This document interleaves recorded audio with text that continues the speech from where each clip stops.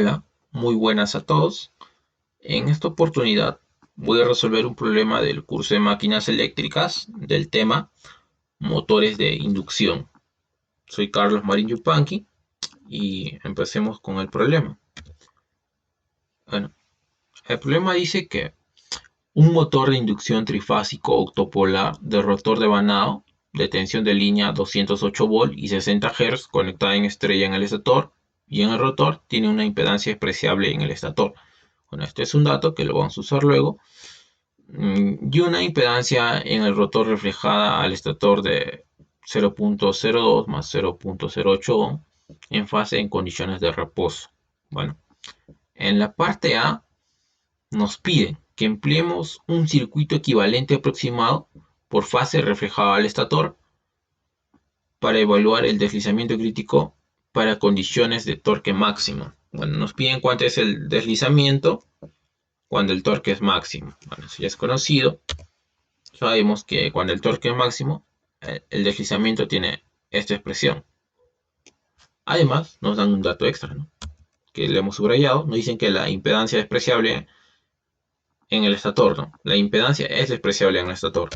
Como es despreciable, la reactancia y la resistencia en el estator es cero. Entonces, reactancia cero, resistencia cero, solo nos queda la reactancia en el rotor al cuadrado y todo el 1 medio, ¿no?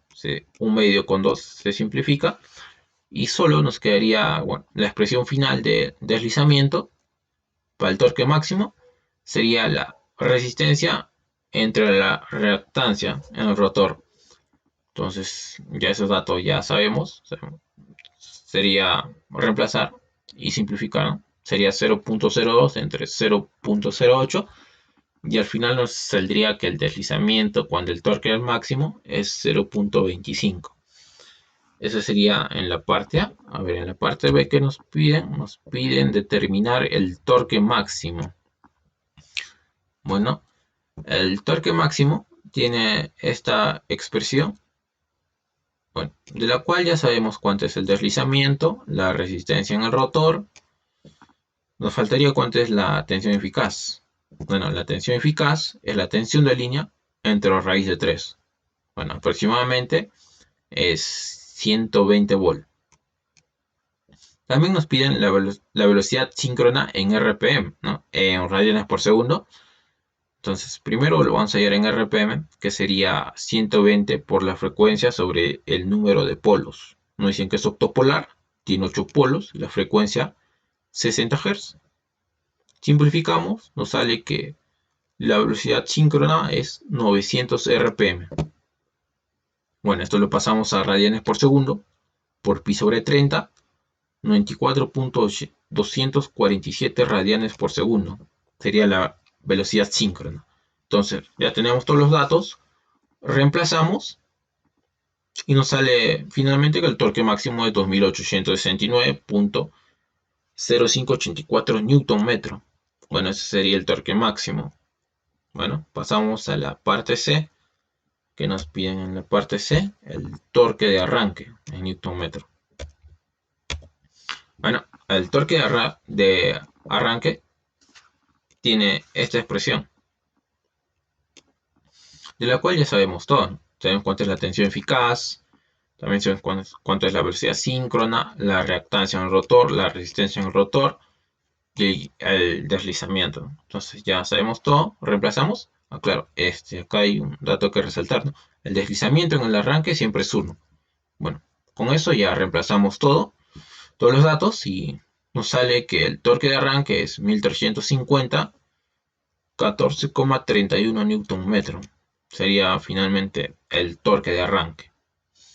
Ese es en la parte C. Pasamos a la parte D, que nos piden si el torque del motor es el 80% del torque máximo.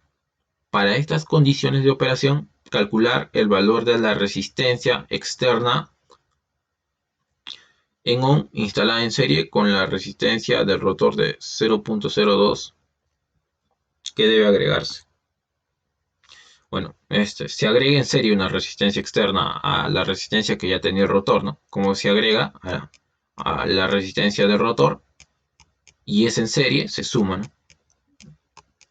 más la resistencia externa sería la nueva resistencia en el rotor, R2'. Entonces, bueno, empezamos a resolverlo, ¿no? Dicen que el torque de arranque es igual a 0. Es el 80%, que sería 0.8 por el torque máximo, ¿no? Entonces, resolviendo nos sale que el torque de arranque es 2295.2466 Newton metro. Bueno, ya tenemos cuánto es el torque de arranque y también tenemos cuánto es la tensión eficaz. Sabemos cuánto es el deslizamiento, en el arranque es 1. También sabemos cuánto es la velocidad síncrona. También sabemos cuánto es la reactancia en el rotor. Y esto, ¿no? Los que nos piden la nueva resistencia en el rotor. Entonces reemplazamos todos los valores. Nos quedaría esta expresión. Entonces todo lo que está en el paréntesis lo vamos a pasar acá a multiplicar a la parte izquierda. Y lo que está en la izquierda lo pasamos a la derecha a dividir. Entonces todo esto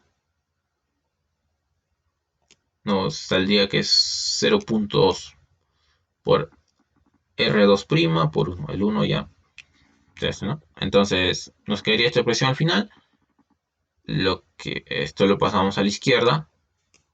Entonces nos quedaría finalmente esta expresión cuadrática, ¿no?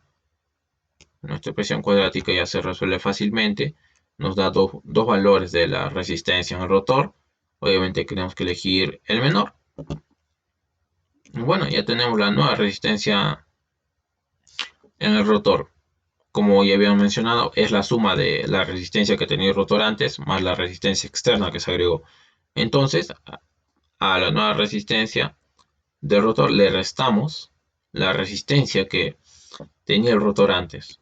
Y lo que nos va a dar la nueva, no, la resistencia externa que se agregó, ¿no? Entonces, eso sería el, el apartado de. Bueno, bueno, creo que eso es todo. Eso sería todo por mi parte. Muchas gracias por su atención.